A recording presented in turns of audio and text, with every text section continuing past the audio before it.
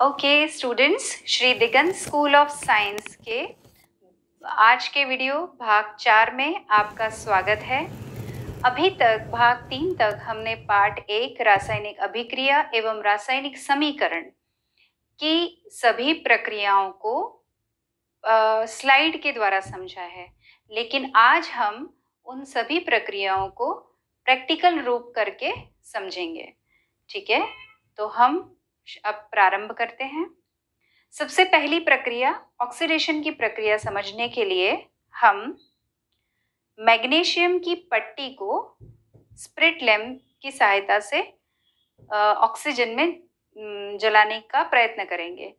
तो उसके लिए जब हम मैग्नीशियम की पट्टी को लेते हैं तो इसे चाकू या रेगमाल से खूब अच्छे से घिसकर इसकी ऊपर की काली सतह को दूर किया जाता है, क्योंकि जब मैग्नीशियम की पट्टी हवा में खुली रखी होती है तो वो ऑक्सीडाइज हो जाती है और जब हम जलाने लगते हैं तो वो पुनः जलती अच्छी तरह से नहीं जलती है। इसलिए उसका स्तर दूर करके उसे इस तरह से चमकीला बनाया जाता है। अब मैग्नीशियम की पट्टी को हम जलाते हैं और ऑक्सीडेशन की प्रक्रिया को समझने की कोशिश करते हैं। आप भी जब ये प्रयोग करें तो ध्यान रखें कि ये पट्टी जलाते वक्त इससे आँखों से दूर रखना है, अपने आँखों की केयर करनी है। तो इसके लिए हम सबसे पहले स्प्रिट लैंप को जला लेते हैं।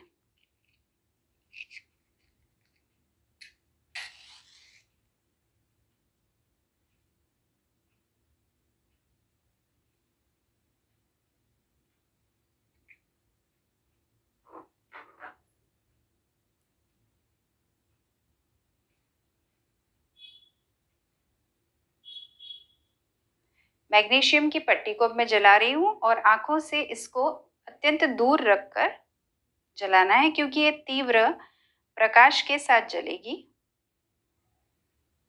आप देख सकते हैं।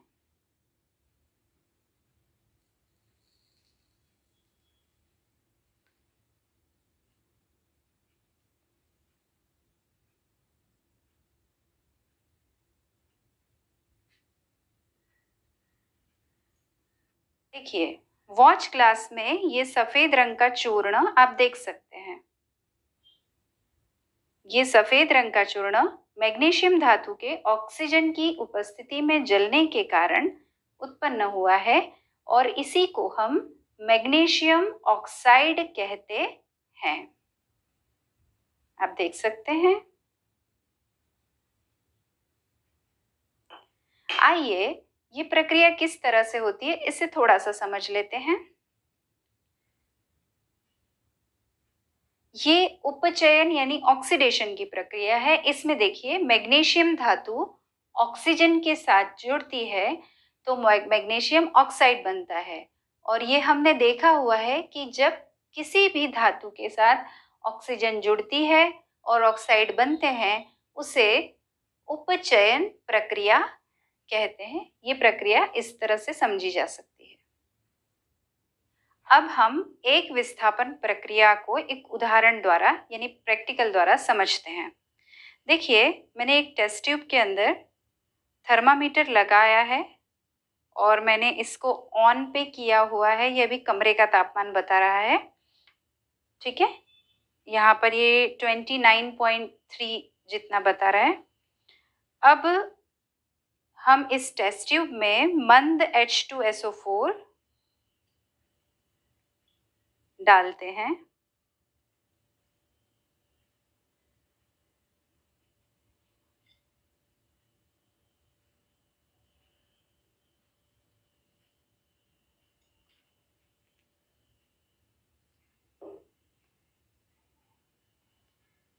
मंद H2SO4 डालने पर हम तापमान को देखते हैं तो 29.2 जितना बताता है। पहले 29.1 बता रहा था, अब 29.2 है।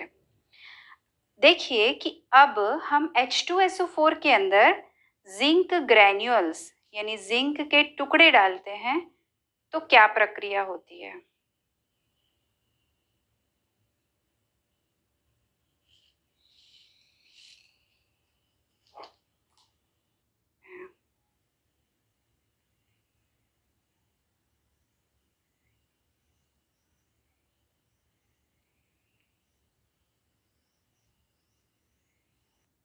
प्रक्रिया होने के कारण तापमान में परिवर्तन देखा जा सकता है, वो लगभग अब 72.4 जितना हो चुका है। इस प्रक्रिया को हम इस समीकरण द्वारा समझने का प्रयत्न करते हैं। जिंक धातु को H2SO4 में डालने पर zinc ZnSO4 plus H2 gas मुक्त हुई थी और ऊष्मा उत्पन्न हुई थी, ये आपने देखा था। क्योंकि Zn जो है वो H2 को SO4 से विस्थापित कर देता है, ZnSO4 बना लेता है और H2 गैस मुक्त होती है प्लस ऊष्मा उत्पन्न होती है। इसलिए इस प्रक्रिया को ऊष्मा क्षेपक प्रक्रिया भी कहते हैं। द्विविस्थापन प्रक्रिया को समझने के लिए एक प्रयोग करेंगे। परख नली में सर्वप्रथम मैं लेड नाइट्रेट का द्रावण डाल रही हूं।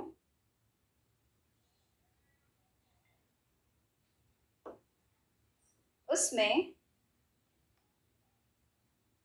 पोटेशियम आयोडाइड का द्रावण डालने पर आपको पीले रंग के अवक्षेप देखने को मिलते हैं। ये पीले रंग के अवक्षेप लेड आयोडाइड के हैं। देखते हैं इन दोनों यौगिकों के बीच किस प्रकार प्रक्रिया होती है।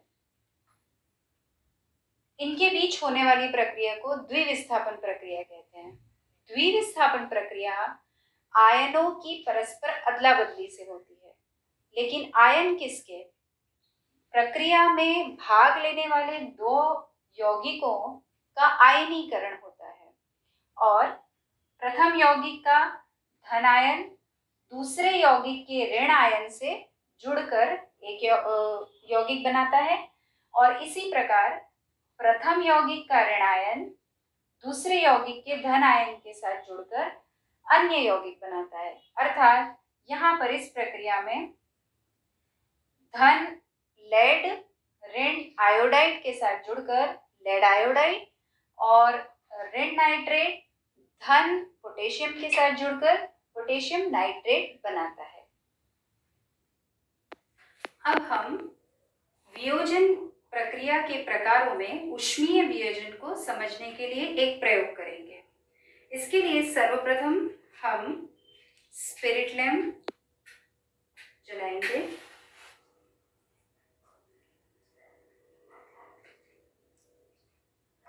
परख नली में फेरस सल्फेट रसायन को लिया गया है। अब हम इसे ऊष्मा में गर्म करेंगे।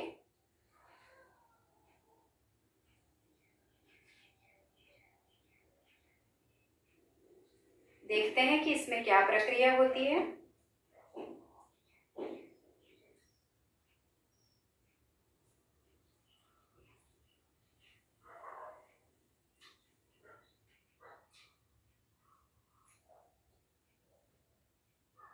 हमें फेरस सल्फेट के स्फटिक का रंग परिवर्तित होते हुए नजर आ रहा है।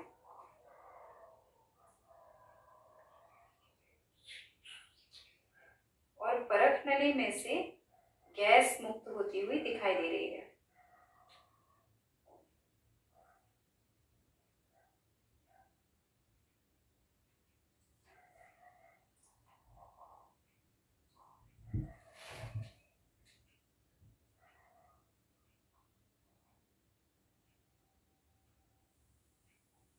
आप देख सकते हैं परख नलियों में गैस उत्पन्न हो रही है और स्फटिक का रंग बदल चुका है। इसे वियोजन प्रक्रिया कहते हैं। आइए इसे हम समीकरण के द्वारा समझने का प्रयत्न करते हैं। ऊष्मीय वियोजन की इस प्रक्रिया को हम इस समीकरण द्वारा समझ सकते हैं। फेरस सल्फेट के स्फटिक में 7 पानी के अणु उपस्थित होते हैं। इस प्रकार से ऊष्मीय वियोजन करने पर उसमें से पानी के अणु मुक्त हो जाते हैं, जिसके कारण स्फटिक का रंग परिवर्तित हो जाता है। साथ ही फेरिक ऑक्साइड सॉलिड स्वरूप में यानी ठोस स्वरूप में SO2 गैस यानी सल्फर डाइऑक्साइड गैस और सल्फर ट्राइऑक्साइड यानी SO3 गैस प्राप्त होती है। ओके, अब हम संयोगीकरण यानी कॉम्बिनेशन प्रक्रिया को इस प्रैक्टिकल के द्वारा, प्रयोग के द्वारा समझेंगे। इसके लिए हम एक परख नली में कैल्शियम ऑक्साइड का चूर्ण लेंगे, जिसे हम चूने का पत्थर या फिर बिना बुझा हुआ चूना भी कहते हैं।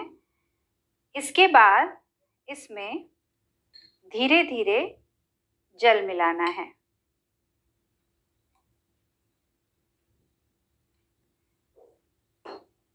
जल मिलाने से इसमें देखिए, कैल्शियम ऑक्साइड में जब जल मिलाया जाता है तो कैल्शियम हाइड्रो ऑक्साइड बनता है प्लस ऊष्मा उत्पन्न होती है।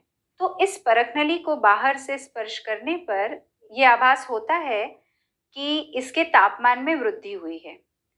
अब इस परख नली को आप देख सकते हैं ध्यान से कि परख नली को थोड़ा स्टेडी करने पर, स्थिर करने पर चूने में रही हुई अशुद्धि नीचे तलिए में स्थिर हो जाती है और ऊपर हमें कैल्शियम हाइड्रो ऑक्साइड जलीय स्वरूप में प्राप्त होता है।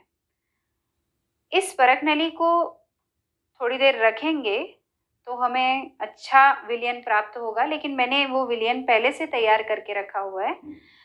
अब हम ये अगली प्रक्रिया समझेंगे कि जब हम कैल्शियम हाइड्रो ऑक्साइड का विलयन लेते हैं और कैल्शियम हाइड्रो ऑक्साइड का मैं विलयन ले रही हूँ परख नली में,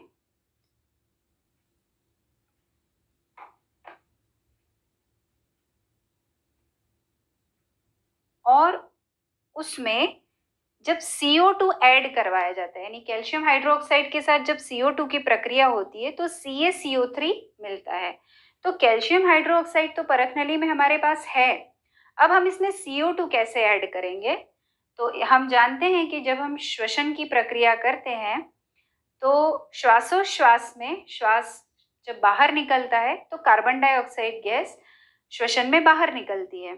तो हम कुछ इस तरह से CO2 इसके अंदर डालते हैं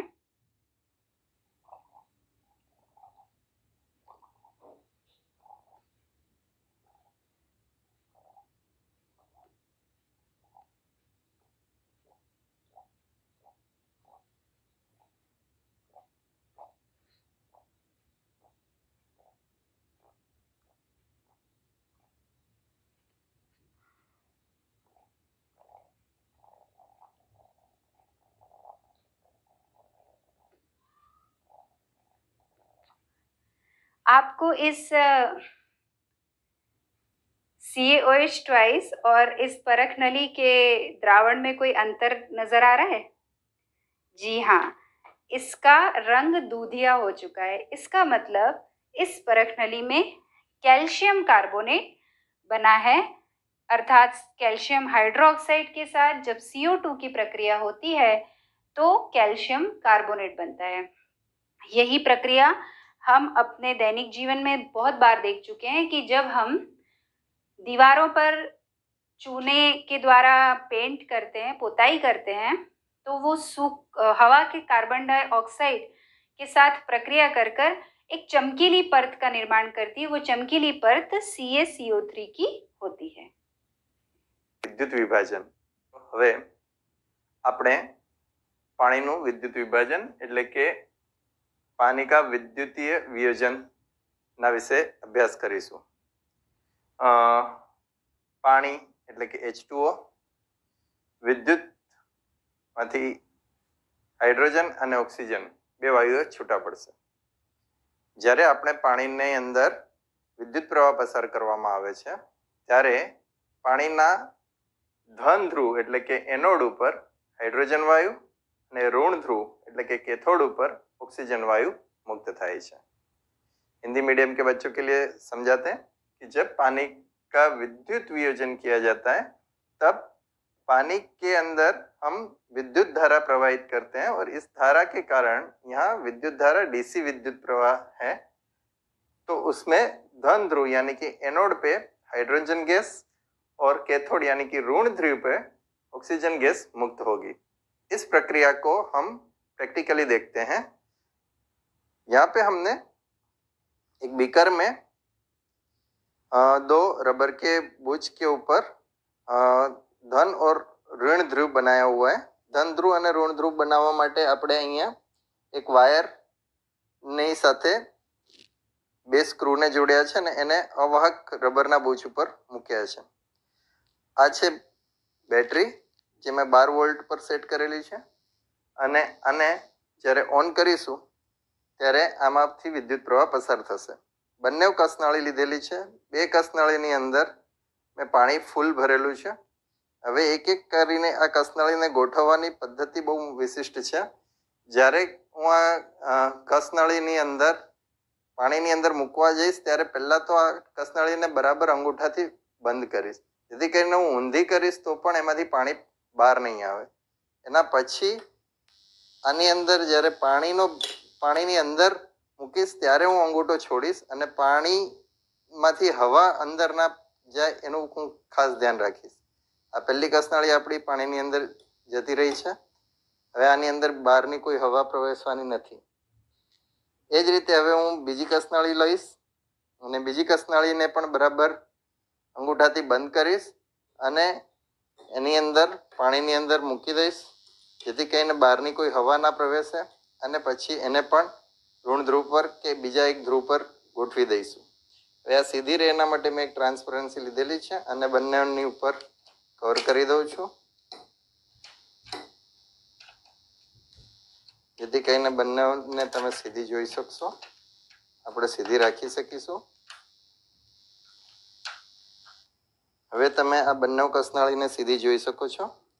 હવે હું જેવો પણ વિદ્યુત પ્રવાહ આની અંદરથી પસાર કરીશ એવો જ અહીંયા બંને ધ્રુવ ઉપરથી તમને પાણીના પરપોટા પસાર થતા જોવા મળશે। આ સાથે જ હું અહીંયા સ્ટોપવોચ પણ ચાલુ કરું છું એટલે તમને અંદાજ આવશે કે આ પ્રક્રિયા દરમિયાન તમારે કેટલો સમય લાગે છે અને કેટલા સમયમાં કયા ધ્રુવ પર કેટલા પ્રમાણમાં વાયુ ઉત્પન્ન થાય છે એ પણ આપણે અહીંયા જોઈશું। હવે હું અહીંયા સ્ટોપવોચ ચાલુ કરું છું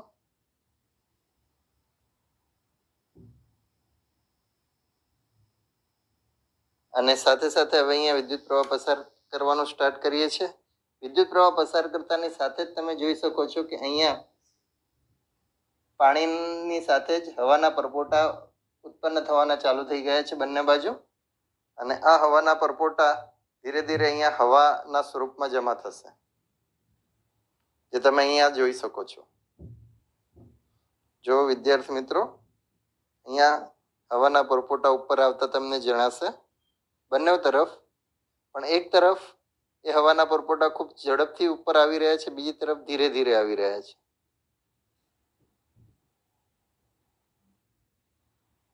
હવે અહીંયા આ પ્રક્રિયામાં તમે અહીં આ તરફ બહુ ઝડપથી વાયુઓ પસાર થતા જોઈ શકો છો। અહીંયા ધીમે ધીમે વાયુ આવી રહ્યા છે, એ પણ તમે આરામથી જોઈ શકો છો। બંને કસનળીની અંદર વાયુની ગતિ જોવાય છે। આ કસનળીમાં હજી આટલો થોડો જ ભાગ વાયુ ભરાયો છે, જ્યારે કે આ કસનળીમાં આનાથી લગભગ બમણો કે તેનાથી પણ થોડો વધારે પ્રમાણમાં વાયુ હોય એવું લાગી રહ્યું છે। બંનેઓના ડિફરન્સ તમે જોઈ શકો છો કે એક તરફ વાયુને ના ભરાવાની ગતિ ખૂબ વધારે છે, જ્યારે બીજી તરફ આ ગતિ થોડી ઓછી છે। અને બાજુમાંની ઘડિયાળમાં સ્ટોપવોચમાં આપણે 4 મિનિટ જેટલો સમય થયેલો છે એ આપણે જોઈ શકીએ છીએ। 4 મિનિટની અંદર આપણે આટલો વાયુ એકઠો કરી શકીએ છીએ। હજી પણ થોડો સમય આપણે એને રાહ જોઈશું અને પછી જોઈએ કે કઈ કસનળીમાં કયા પ્રકારનો વાયુ છે, અને એની કસનળીની એક કસોટી કરી જોઈશું વાયુને બાળીને, તો શું થાય છે તે આપણે જોઈશું। જો વિદ્યાર્થી મિત્રો, લગભગ 7.5 મિનિટ થવા આવી છે અને બંને ધ્રુવ ઉપર જે પાણી ઉત્પન્ન થવાની પાણીનું વિદ્યુત વિભાજન થઈને વાયુ ઉત્પન્ન થવાની જે ગતિ છે એ પણ તમે જોઈ શકો છો। જે જમણી તરફની બાજુની કસનળી છે ત્યાં આગળ બહુ ઝડપથી વાયુ ઉત્પન્ન થઈ રહ્યો છે, જ્યારે ડાબી બાજુની જે કસનળી છે તેનો વાયુ ધીમે ધીમે ઉત્પન્ન થઈ રહ્યો છે। એમાં વાયુનું કદ પણ તમે જોઈ શકો છો કે કેટલા પ્રમાણમાં વાયુ ઉત્પન્ન થયો છે। અહીંયા સ્પષ્ટ પાણીનું વિદ્યુત વિભાજન થઈ અને વાયુ ઉત્પન્ન થઈ રહ્યો છે તે આપણે અહીંયા સ્પષ્ટ જોઈ શકીએ છીએ। વિદ્યાર્થી મિત્રો, જો લગભગ અડધો કલાકથી વધારે એટલે કે 33 મિનિટ જેટલો સમય થયો છે અને આપણે વિદ્યુત વિભાજનના અંતે અહીંયા આ એક ટેસ્ટ ટ્યુબની અંદર આટલો વાયુ ઉત્પન્ન થયેલો જણાય છે અને બીજી ટેસ્ટ ટ્યુબમાં બહુ જ ઓછા પ્રમાણમાં વિદ્યુત વિભાજનના અંતે વાયુ ઉત્પન્ન થયેલો છે. તો અડધો કલાક જેટલો આપણે સમય અહીંયા આપ્યો છે, છતાં હજી આટલો જ વાયુ એકઠો કરી શક્યા છીએ. હજી આ પ્રયોગને લાંબા સમય સુધી ચલાવીએ તો આ વાયુનું પ્રમાણ વધતું જશે અને આખી ટેસ્ટ ટ્યુબ વાયુથી ભરાશે. હવે કમ્પેરેટિવલી તમને પ્રશ્ન થશે કે એક ટેસ્ટ ટ્યુબની અંદર જે છે એ વાયુ આટલો છે અને બીજી ટેસ્ટ ટ્યુબની અંદર જે છે વાયુ ખૂબ જ ઓછા પ્રમાણમાં છે. હવે ધારો કે એવું સમજવામાં આવે કે એક હાઇડ્રોજન વાયુ છે અને બીજો ઓક્સિજન છે અને હાઇડ્રોજન વાયુ ઓક્સિજન કરતાં ડબલ હોય છે પાણીની અંદર, તો આ જે પ્રમાણ છે ઓક્સિજનનું એ ડબલ જણાતું નથી, કેમ કે હાઇડ્રોજન જે છે એ ખૂબ વધારે પ્રમાણમાં છે, પ્રમાણમાં ઓક્સિજન ખૂબ જ ઓછો છે, લગભગ 1/6 જેટલા ભાગનો છે. એટલે 6 ભાગનો ઓક્સિજન એટલે 6 ગણો હાઇડ્રોજન હોય એવું લાગે છે આપણને ઓક્સિજનના પ્રમાણમાં. તો આ અને પાણીનું બંધારણ એ બંનેને આપણે સમજાવી શકતા નથી. આવું કેમ થયું એનો ઉત્તર તમે શોધજો મિત્રો. તો વિદ્યાર્થી મિત્રો, આપણે આ બંને કસનળીની અંદર કયો વાયુ ઉત્પન્ન થયો છે એ પહેલા જે જોઈ લઈએ અને એના પછી અત્યારે હવે હું આ વિદ્યુત વિભાજનને બંધ કરું છું. ત્યારબાદ હું ટ્રાન્સપરન્સી એના પરથી દૂર કરું છું બંનેની. અહીંયા આગળ હું સ્પિરિટ લેમ્પ ચાલુ કરું છું.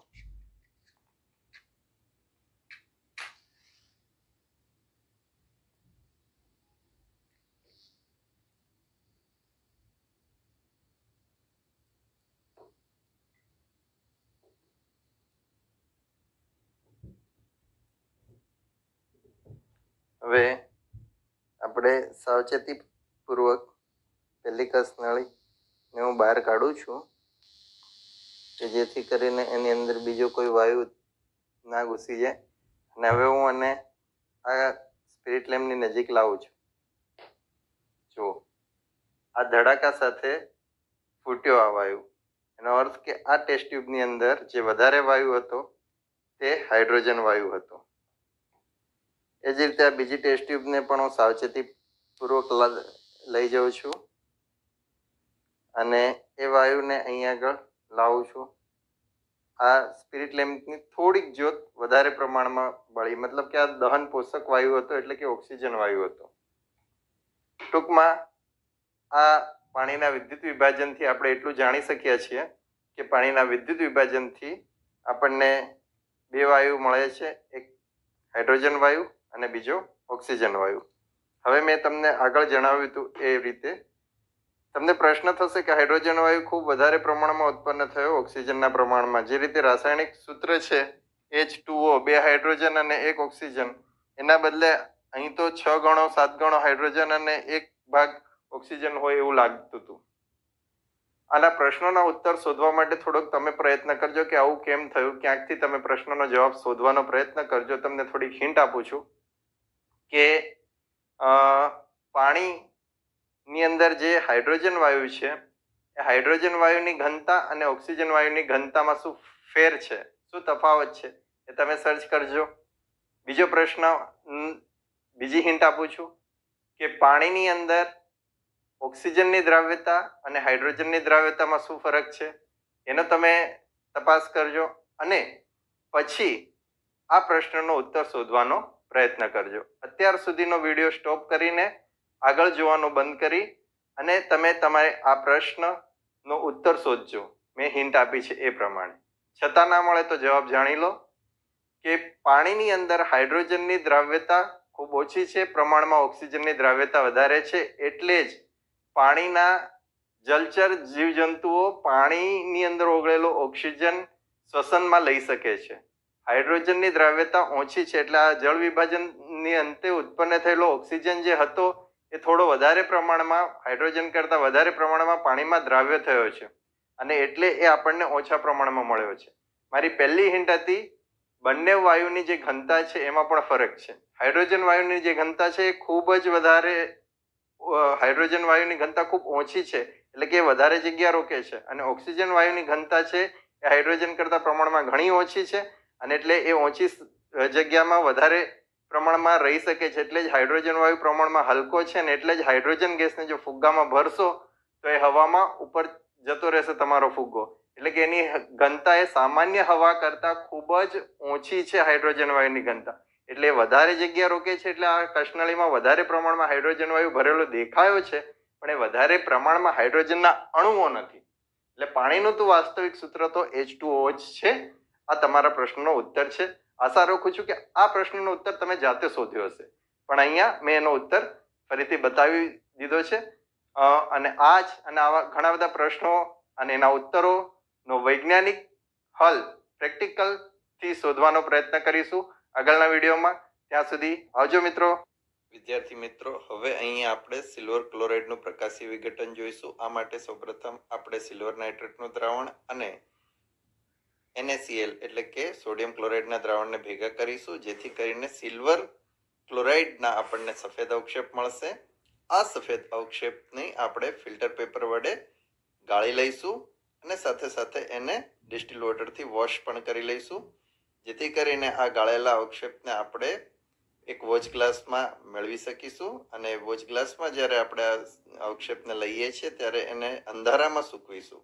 હવે જ્યારે એના પર સીધો તીવ્ર પ્રકાશ આપાત કરીશું ત્યારે તેમાં સિલ્વર ક્લોરાઇડનું વિઘટન થઈને ચાંદી છૂટી પડશે. આના માટે આપણે એક ઓબ્જેક્ટ આના પર મૂકીએ રિંગ જેવો કે જેના પર પ્રકાશ ના પડે બાકીના ભાગ પર પ્રકાશ પડશે.